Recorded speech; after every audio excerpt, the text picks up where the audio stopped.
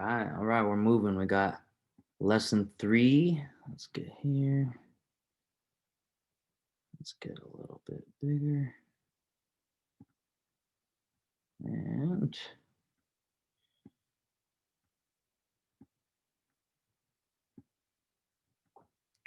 perfect. So lesson 3, the habit of saving. This one is coming at a beautiful time as I'm in a position where I need to be getting my mind back onto the habit of saving. And there's both sides of the story, and you'll see successful people on both ends. So it's really continuing to adopt this habit. And what we'll talk about is basically you're playing your bets on both sides of the playing field, so you're guaranteed to win. The house always wins, and we'll break into that here in just 1 second. Um, the walls of limitation, it says the walls of limitation built through habit, is crazy because we do this as we grow up as kids as well. We create limitations, we create rules that we interpret the world as. And so our whole life we're bouncing in between these own rules. Most of the time they're imaginary, most of the time they're self-created rules, and not all the time are they serving us. But the first question that most people ask by anybody who doesn't regularly save money is, how do I start it? Saving money, Napoleon says, is a habit, is a solely a matter of habit. Once it's formed, it's as easy as driving home and forgetting about how you got there. So I don't know if you guys have ever experienced that, where you drive home all the time, and the next thing you're thinking about something heavy, and you hop in your car, you're on your way home, and you're the whole time you're just basically hypnotized in that state, thinking of that challenge, solution, or great thing, whatever it may be. And all of a sudden you're home, and you're like, what the hell? How did I get here? It's like I almost didn't even drive. And um, so once you get in the habit of saving that money, it's going to start getting you to your house. It's going to start building up that bank account without you even realizing it. And it's going to be easy. Something that I didn't want to hear a long time ago, we went up to this multimillionaire's house that was in network marketing. And he was talking about how we are exactly in life where we expected to be. And you're sitting there like, no, I didn't expect to be here. I didn't expect to be in this financial situation currently. I expected to be way more ahead than where I was. But in essence, it's truly not true, because we didn't create those habits. We got to continue to build those habits, and we have to continue to understand that, again, with Charles Duhigg, the power of habit. 40% of our daily activities are based upon habit. So if we aren't correcting those habits, if we're not building our own and they're being built for us, then 40% of our life is basically us not even thinking about it, and we didn't even create that foundation to work off of. So it's so important to be able to build those habits directly as we continue to grow, and we have that foundation to start working off of while we build our empires. um, how do you get this? So if you fix the idea in your mind that you can reach only a certain amount of income, all of a sudden your actions will literally start taking you there. Previous lessons we talked about the reticular activating system, the RAS inside the brain, and the book Psycho-Cybernetics by Dr. Maxwell Maltz. And it's that same concept here, that if you fix your idea that you can only hit a certain amount, all of a sudden your actions, your habits are going to start being formed and founded to where you're literally never going to be able to reach or succeed that level unless you switch the habit, or unless you break those, again, those walls that we're bouncing back and forth in. Because until we do that, we're stuck in between them. And we'll have to level up our thinking before anything. You have to claim it in your mind before you can claim it in the real world. The formation of the habit of saving does not mean that you shall limit your earning capacity. It means just the opposite. It means that you shall apply this law so that it not only conserves that which you earn in a continuous, systematic manner, but it also places you in the way of greater opportunity and gives you the vision, the self-confidence, the imagination, the enthusiasm, the initiative, and leadership to actually increase your earning capacity. And so again, it's playing both sides of the house. So the casinos, they always win every single time. They are, you go down to Vegas, it's like even when they lose, they win, because that person that they got with the win, they're going to be back and they're going to spend most of their money anyways. It's it's a very interesting game. I don't know if you guys have ever seen like Ocean's 13, Ocean's 11, 12. Um, the house always wins. It's statistically set up that way to where they're making money, they're a business. But if we continuously build that habit of saving, in essence, automatically, like Napoleon's saying, it's like boom, self confidence increases, imagination and enthusiasm of what you want to do. And everybody knows the enthusiasm because as soon as money comes into your hand, it's like, oh shit, how am I going to spend this money? I got it. I got it. Whew, I got $100. How do I squeeze every last drop out of that $100? And we have that imagination and that enthusiasm when the money comes into our hands. But if we can continually save it, build up that rainy day fund, now we're able to start playing in the world, breaking through those limitations we've been living in of, oh shit, I'm stuck in a poor situation, I'm stuck here, or how come I'm not making enough, etc. And at this point, you could even lose everything.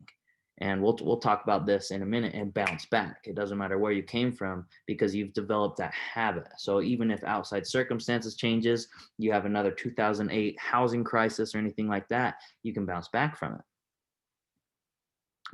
How to begin the habit of saving. So first thing you got to do is set up the definite amount of income you intend to earn. You got to hold this amount in the vision. You hold it right here, understand, meditate on it, think on it. Don't let it escape you. Think about it so much it becomes a habit itself. And as we start thinking about that so much, it becomes who we are. It becomes something a part of us. And at that point, we can. That's number second. That's the second. But at that point, we'll be able to move forward with that. So this practice will destroy poverty conscious. So it's going to destroy poor thought because you're continuously dominating the mind and thinking of the good things. And in its place, it's going to set up thoughts of prosperity. And that way you're going to begin to demand prosperity. You're going to begin to expect prosperity. And at the beginning, it's like, yeah, some people, the people who are making money, they can demand it, they can expect it. Well, what about me? It's like, no, you start demanding it and you start expecting it through that constant, basically, again, self hypnotism of the amount of money we're working towards. And then the opportunities start presenting themselves because your reticular activating system, your brain, is now looking and scanning for those opportunities. This is going to set the stage for that's needed for the habit of saving. This can also be, again, self-destructively, like we just talked about. If you're thinking of poor stuff all the time, poor stuff all the time, poor stuff all the time, I got stuck in this poorness, or this event happened to me, or I don't have the income, all of a sudden your opportunities are no longer you're going to be looking for things that aren't opportunities. Well, you know what, that happened, and just like I thought, it always happens to me. I'm the poor guy, etc. So be aware of your thoughts because they activate everything. They change the lens that you're looking through the world in. And now the second is, once you have that as a habit, continually thinking of the amount of money you would like or the amount of income you'd like, write it in your definite chief aim.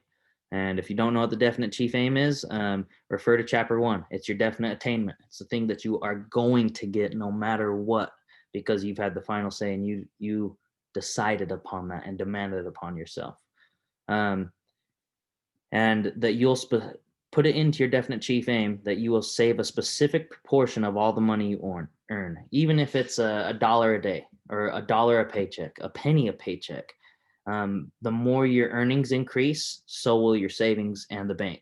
The more you demand of yourself increased earning power and savings, you'll soon reach the point where all imaginary limitations are gone and you'll be on the road to financial independence. I love how he said imaginary limitations in the book there, because it's so real. Like, we block ourselves from opportunities all day long based on getting in our own head, staying in that first person instead of coming up to that third person and analyzing. If this law is reversed and poverty is habitually thought about, it will reduce your earning capacity until you can barely be able to earn sufficient money to take care of your actual necessities. And it's like, how many of us have gotten to this point? I've gotten to this point in the past as well. Currently, the bank account doesn't show what my mind bank account shows. And that's a beautiful place to be in, because it allows me to start scanning for those opportunities that are moving towards me every single day. But like attracts like. People, the more people you hang around with, you're going to become assimilation of those 5 people you spend the most time with. It's the law of association if you want to look that up.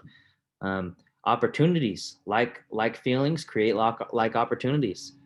Like thoughts create more like thoughts. If you're thinking negative, thinking shitty, all of a sudden more negative and more shitty thoughts come. If you're thinking great, you're thinking abundant, you're thinking thankful and grateful, more and more of those feelings are easier to be able to gain into the mind there. And so we think and only talk in prosperity and abundant terms because we are the victims of our habits again. So it's crucial that we create that solid and good foundation, those bricks at the bottom of the good habits to start building our empire on. If we start trying to build a house upon stuff that's not firm on the ground, we're in for a heap of trouble. The building or whatever we decide to build isn't going to be able to last there. The slavery of debt. Debt is the new slavery, and it's meant for everybody, not just any race, not just any creed, person of a creed, not just any religious sect of people. It's for everybody. And we live in one of the most abundant countries in the world where they're basically printing more money than they ever have. People spend as much money as they have. There's so much money every single day passing through the people of the United States, and it's almost naive to think that we can't get some of it, or at least a large portion of it, and to be able to grow from that and build what we want to build, champion the causes we want to champion. But poverty alone can kill off the following. It can kill off your ambition, your motivation. If you're poor, it can kill off self-confidence, and it can destroy hope. But then if you add debt to it on top of being poor, poverty, lack of income, all of a sudden you're in chains. You're in the negative now. You're not even at zero. You're in the negatives. And most people, once they're in the negatives, it's just as well a fucking chain and holds them back. It holds them down. It says, the man who is bound in the slavery of debt is just as helpless as the slave who is bound by ignorance or actual chains. No man can do his best work with heavy debt over his head. That's something very interesting because although I completely agree with it, it makes sense with the little things as well. So if I have work that I'm going to do at the house, or if I have little things that need to be taken care of, like laundry needs to be taken care of, task 1, task 2, task 3 needs to be taken care of. If that's sitting in the back of my mind and it's taking space on my mental shelves, then it really takes away from what I can do and me being able to do my best work. I'm able to do my best work when everything is clear, when everything is focused, and I'm able to move forward with a clear mind, with the single purpose, instead of 30 little things like, oh, fuck, you got to take the laundry out. Oh, the garbage has to be done. Oh, you got to make sure this is done. Oh, the groceries are unfull. How are you going to, all that little stuff. Do not be the person that locks yourself down with your own chains because we're not thinking correctly. He says, no sacrifice is too great to avoid the slavery of debt, because as debt takes hold, it affects relationships, it affects the imaginary limitations in our own mind, and then we're doomed. So, for example, if you're in debt, you might even have got married and you love this person that you're with, and all of a sudden, if you guys are both in debt, now you're not thinking of how grateful you are for each other, but you're thinking of the challenge or stuck situation you may be in. And now it's easier to think, again, like attracts like. So if I'm thinking all the shitty stuff in my financial world, now it's like, oh, well, fuck that person because they did this or they did this, or I don't like how they do this. And now we're focusing on the negative things instead of the positives. And if we're focusing on the negative things, we're not building each other up in a relationship. Now we're tarnishing the relationship. Debt is such a strong chain, but if we can break it, we can be free, truly. And they're mowing out back. So if we get another round of loudness, just bear with us. Let's see.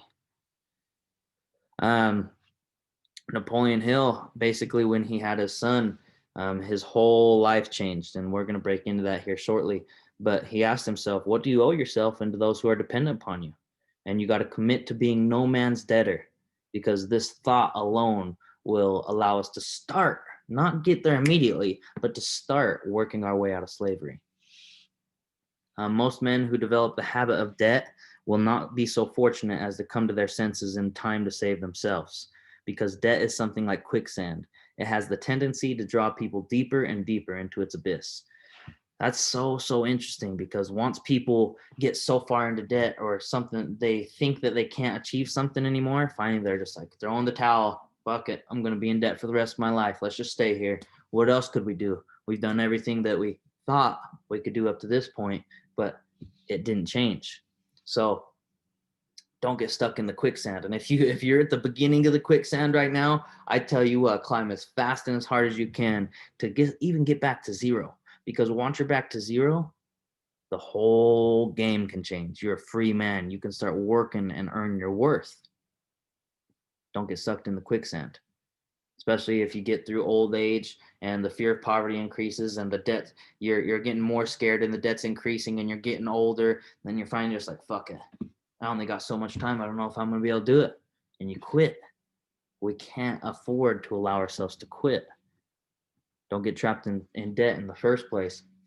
But I myself am in debt currently. But this is giving us the tool book to be able to start climbing out of our own quicksand, because I won't be forever. Damn straight I won't. And everything that's brought me to this point where I am right now, where I am in debt, where I am back at the negatives, it's like I'm not starting back at zero. I'm starting back with all the experiences I've gained, all the understanding and all the talent that I've been able to increase to be able to increase my earning power. So I know my earning is going to be well off and even better than it ever has before. But it's just following these tools, following the system in a way that we can make sure we're utilizing it and getting out of our own debt.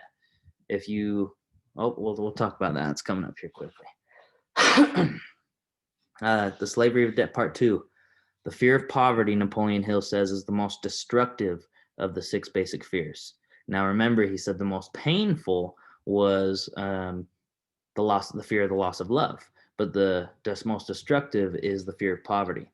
So as we get into debt, our ambition, self-confidence becomes paralyzed, and just like the quicksand, we sink into the oblivion. There's 2 types of debts. So there's debts of luxuries. Oh, hey, that watch looks good, material things, etc.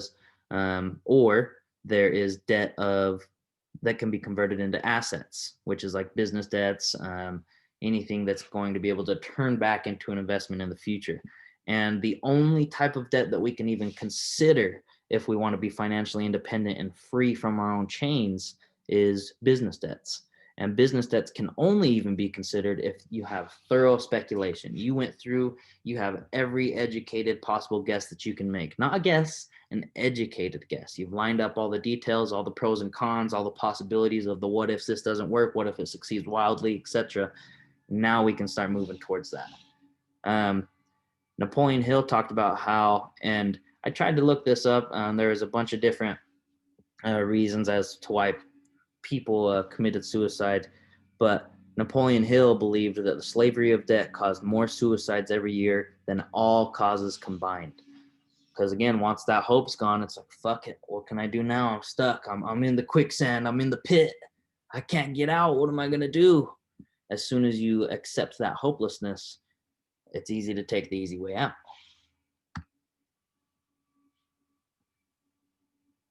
How to master the fear of poverty. This is a great one. There's 2 steps to mastering the fear of poverty. 1, quit buying on the habit of credit. So if you don't have credit, first of all, there's all kinds of people that talk about stuff like this, like the Dave Ramseys, George S. Clayson. We'll be talking about him in a second. But this is the fastest rule. Stop buying on credit. Stop buying with money that you don't have and that you didn't earn, because that's going to sink you right into the quicksand faster than anything. So quit right now. If you can't pay for it cash, if you don't have it in the bank as on your debit or whatever it may be, don't do it. Only time I've seen multimillionaires justify using credit is literally if the credit card has like Sky Miles or points or benefits that you can use. If, let's say, an item costs $100, if you literally use that $100 with the credit card, bank your points, bank your Sky Miles, bank whatever it may be, and then immediately, not 10 years from now, not 10 hours from now, not 10 minutes from now, immediately transfer the money right into the credit, pay it off, it's done. That's something to consider. But right now, let's just get back to zero, and then we can work on other ways. So quit the habit of buying on credit. And then as we start getting there, we're not sinking again. Now we're stopped. We can be like, okay, we're at a base level. Even though we're in the negatives, now we can gradually start paying off those debts. Even if it's, again, $1 out of every paycheck, a penny out of every paycheck, just get in the habit of saving. The discontinuance of a habit leaves a hole in the mind, and this hole must be filled up with some other form of habit, or the old one will come right back. Again, the best book on this is The Power of Habit by Charles Duhigg. He says you can never get rid of a habit. You can only replace it. And being somebody who loves excess and struggles in moderation, there can be negative habits that I had to replace in order to get rid of the result that I wasn't loving. Whether it be drugs, whether it be alcohol, whether it be hanging around with the wrong people, watching too much TV, getting entertainment in places I shouldn't, etc. Or even just wasting time. That's a terrible. Procrastination is a habit that will get us too.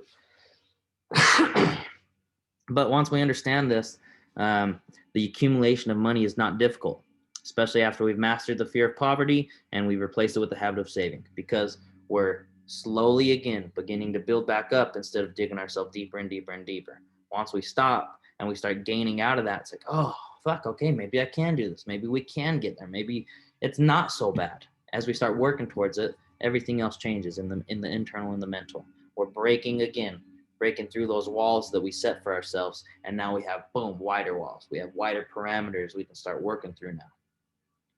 You're basically just freeing yourself from the chains. Cutting strings is what some people call it. They'll talk about like, hey, if you're flying through a spider web, it's like all these webs are here, and these are your old limiting beliefs. You got to go through a scissors, clip, clip, clip, and you're almost there. You're almost out. But finally, you clip that last one, and boom, you're flying. And that's all this is adding enough things together that the odds are stacked so much in your favor, it's inevitably virtually impossible to lose. And this is so interesting because it's true, but it's like sometimes it's fucked up because the people may not be the best people in the world, but if they have a big bank account, they have opportunity. And so it goes to show we need to have money. In this today's day and age, you have to have income. You have to have a bankroll to be able to move as freely as you want to move in this video game that we're playing.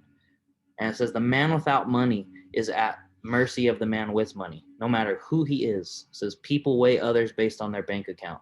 If the person has money, they are welcomed into homes. They are given business opportunities all the time, and all sorts of attention is lavished upon him. He is a prince, and as such is entitled to the best of the land. That's an interesting statement that don't take lightly, because you guys are kings and queens, I'm telling you. These aren't pretty statements, but unfortunately they're true. And that's another thing as well. There could be somebody working on business. If they come into my business and say, Teague, this is how you need to run your business, I'll hear them. But unless they've reached a goal or a platform that I want to reach, it's hard for me to really listen to them. I'll hear them, but it's hard for me to listen, if that makes sense. And this happens all day long. Well, how much money does he have? What if this? He might be a jerk. He may have been a trust fund baby. He may have been all kinds of different stuff. But if he has a bank account, opportunity is there in abundance. So it just goes to show, again, a lot of it is the imaginary limitations that we limit ourselves through. The making and saving of money. It's a science, guys, but the rules are so simple that anyone may follow them. The main prerequisite, the main requirement is a willingness to subordinate the present to the future by eliminating unnecessary expenditures for luxuries. So all that means is cutting the bullshit that you don't need and only spending money on the things that you do need. Because there's this quote that I like, and it says, "Today I will do what others won't, so tomorrow I can have what others can't." If I get $100, am I going to immediately spend it on something? And as soon as it comes into my mind, that's all I'm thinking about is how to spend it? Or am I going to take a portion, put it away, and then work with the rest of the money? If I continually to do that and just put it away blindly and don't even look at it, inevitably it's going to grow. And then when I do look, it's like, whoo, baby, we're moving forward. We got traction. Keep a track of your expenses and spending for 1 week. If you want to get your whole mind blown, keep a track of your expenses for 1 week. If you got a card and that's all you use is like a debit card and that's your cash, then check out your bank statement just for 1 week, and it's going to blow your mind. You're like, holy shit, I spent $30 million on eating out this last week, and I spent even more on movies and entertainment and shit that doesn't even matter. And it's a game changer. But just that checkup from the neck up, just that understanding and that visual is going to help us succeed tremendously. And then break it down. Is it a necessity or is it a luxury? How much should one save?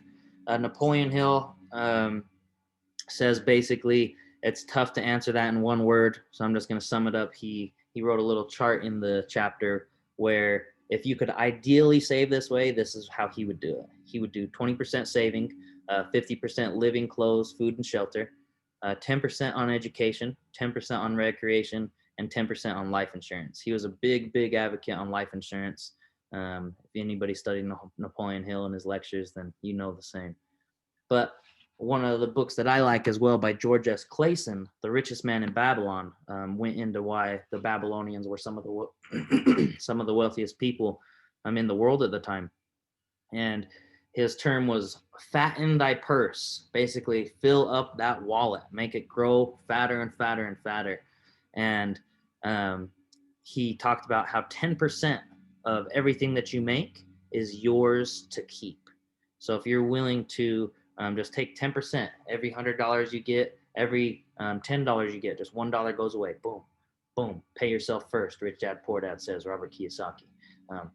Boom, boom, boom. $1 at a time. Put it away. Every $100, $10. Boom. Just put it away. Put it away. Put it away. That's yours to keep forever for future opportunities should you need it. Even beginning with a penny is fine if needed to get in the habit of trapping a portion of the money you earn. And again, he says, it's not difficult to become rich in a country where millions of people spend every cent that comes in their possession and where they're printing money faster than we can even earn. There's so much money in America right now, it's not even real. But we have to trap some of it that comes through. Napoleon Hill went and did like 41 lectures at different high schools and interviewed or had a little survey by 11,000 students. And only 5% of those 11,000 students thought that the habit of saving was essential for success. And if you go into look this video up, it's old school, but it's Straight Money by Earl Nightingale on YouTube. It's 20 to 30 minutes long, and it's called The Strangest Secret.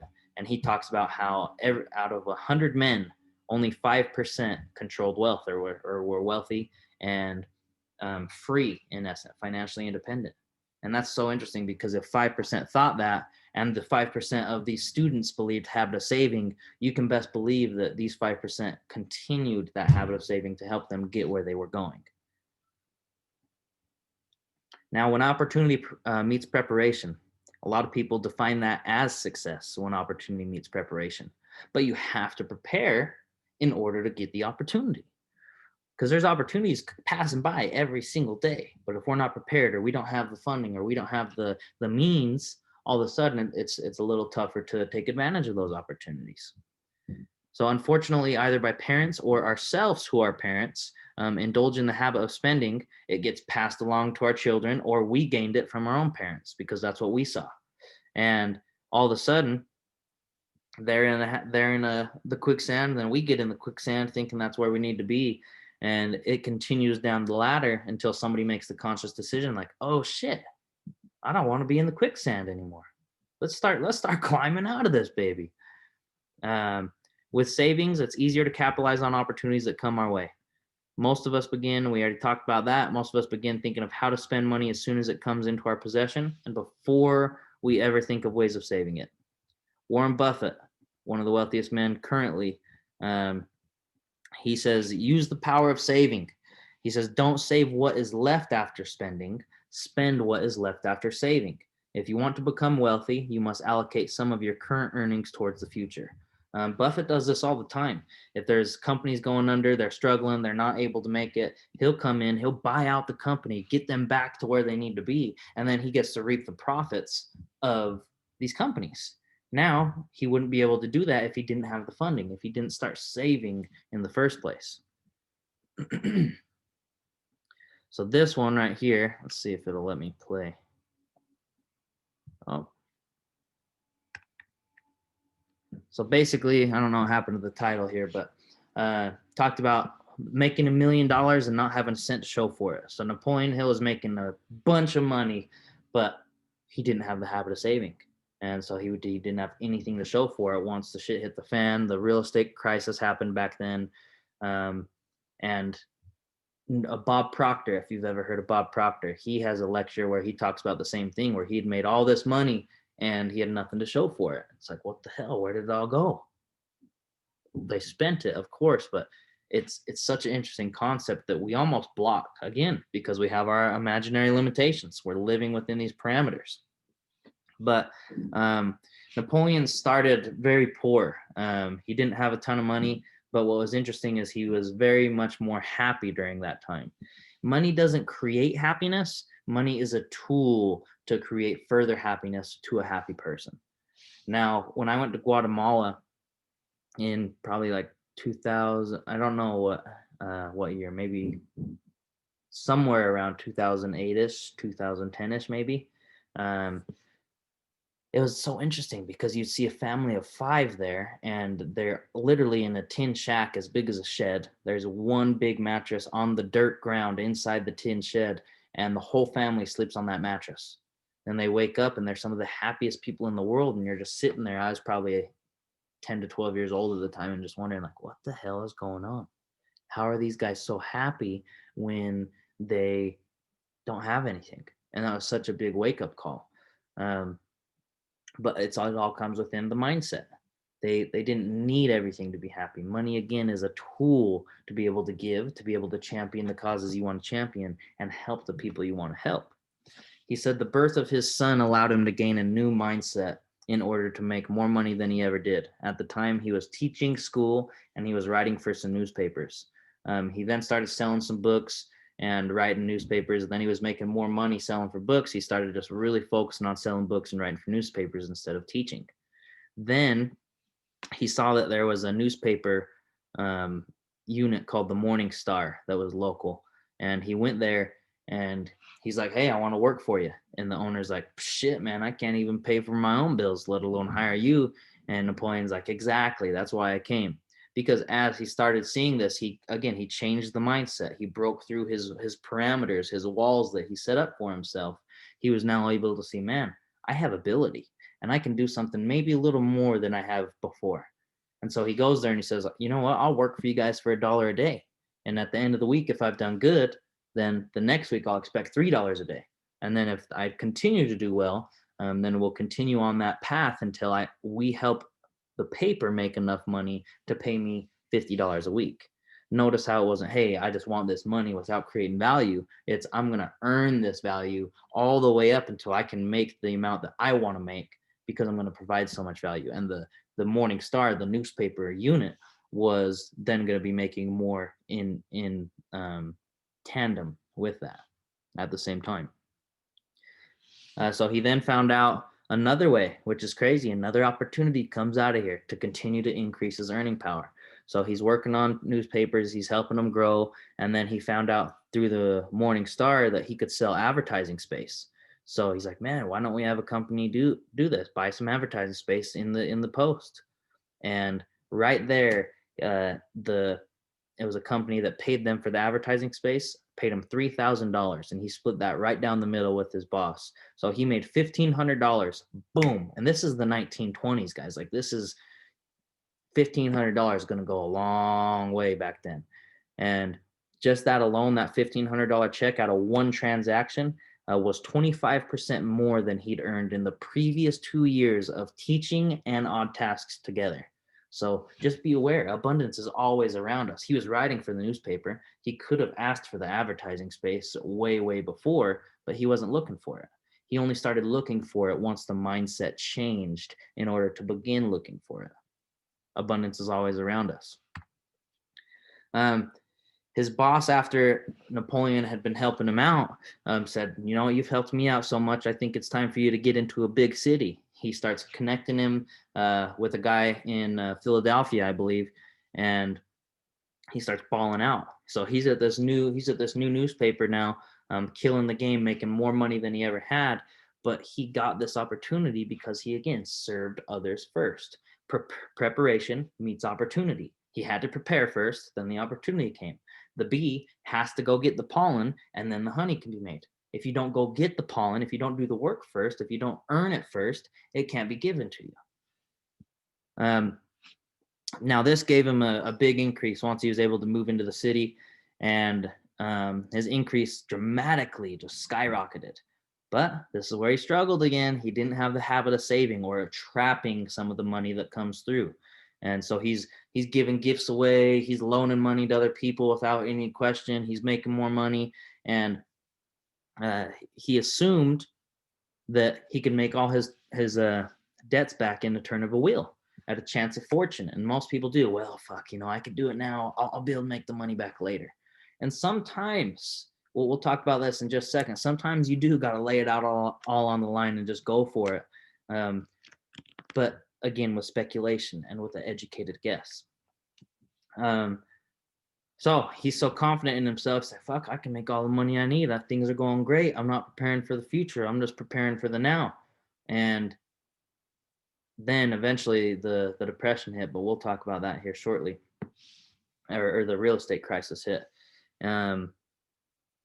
And it's like today's people, athletes, young men who have done sports their whole life, and they make it big in athletics, and they're getting paid these big contracts.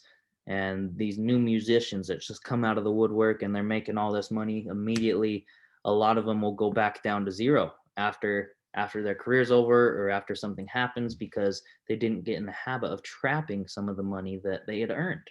And they absolutely rightfully earned all that money that they got paid, because they put the work in to get there. But if you trap some of that money along the way, now you can have opportunities to have your money work for you instead of you continuing to work for the money, or you spend on things above your means that we don't even need because we think it's coming forever, and oh shit, we're back in the quicksand. Entertainment and money. He started spending money on golf, on loans to his friends, and he was spending so much money on golf with him and his family and his friends. One of his business partners said, "Man, I gotta stop hanging out with you because you're spending too much, helping me spend too much money." And at that point, he's like, "Man, I should have listened." Napoleon's like, "Fuck, I should have heard what he was saying, but I didn't. I just kept on right away spending." And he kept borrowing money from other people, and it was fine that he was doing so because he also was making a lot of money. But as he was making more and more money and spending more and more money and didn't work to pay these guys back that were his friends at the time, he lost his credibility in friendly loans. And then he's like, oh shit, he's in a rock and a hard place. And so he went down to Florida, I believe, and he starts working on a new growth. So he's making more money again, and he's back up on his way to the top. And then boom, the big real estate collapse hit, and he's like, oh shit.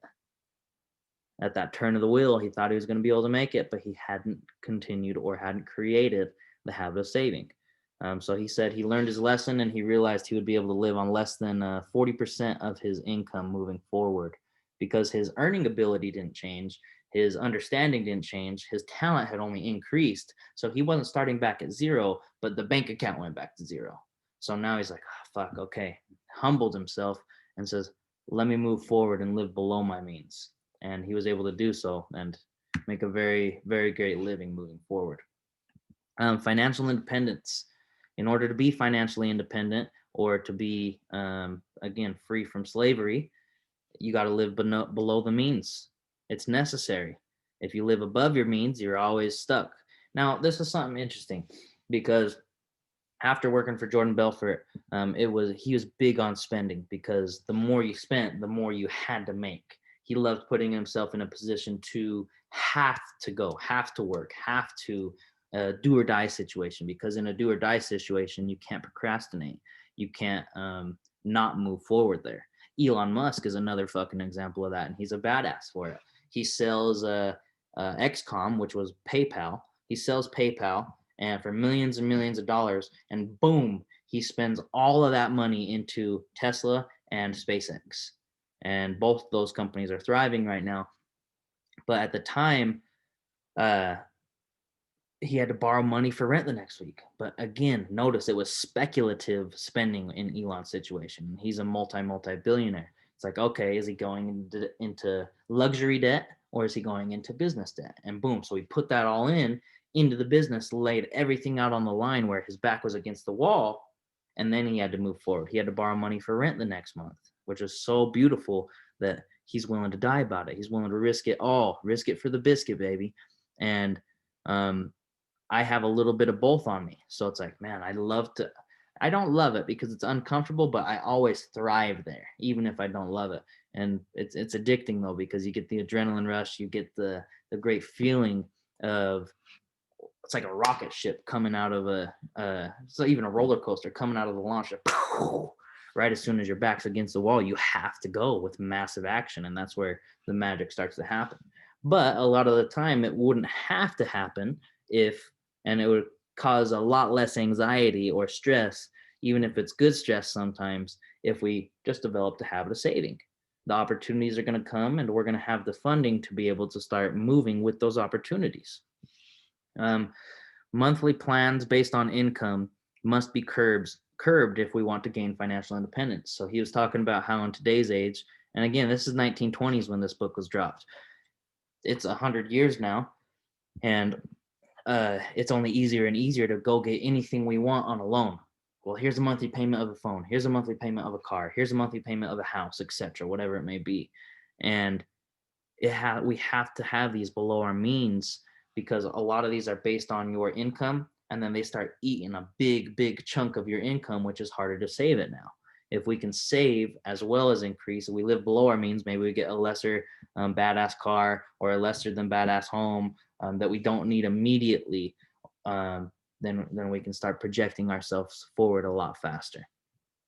Getting out of the chains, baby, breaking free from slavery. Keeping up with the Joneses is only going to do two things. It's going to continue to bring us into the quicksand.